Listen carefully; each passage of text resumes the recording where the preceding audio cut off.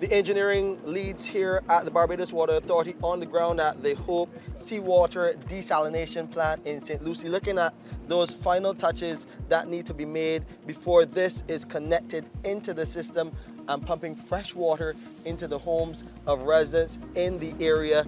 And as far as St. Peter as well, a big part of this whole project was the mains replacement, because that fresh water will be delivered into those mains. Dylan Clark Herbert is the project coordinator for the main side of things. Good to have you back on Water Wednesdays. Talk a bit about how things have been going with that mains replacement. The work has been extensive.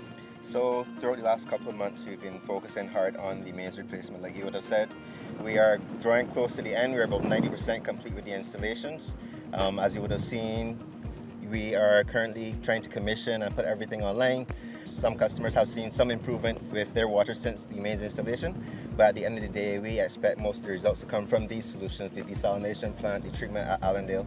So it's all one big project lumped together to provide improved service to those residents in St. Lucie. And I mean, this must make you and the team by extension feel very good to see all of the hard work, the hours that the teams across St. Lucie have put in, coming to this point.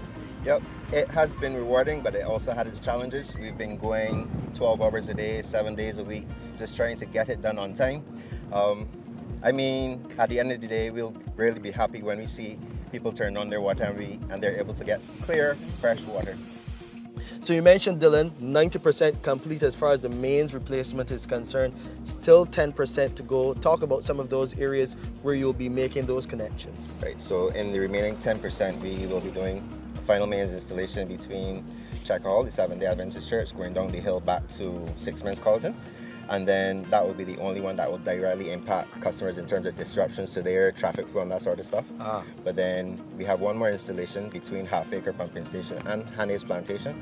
That will be a new installation, and that will help improve the service delivery and reliability of the service in that area.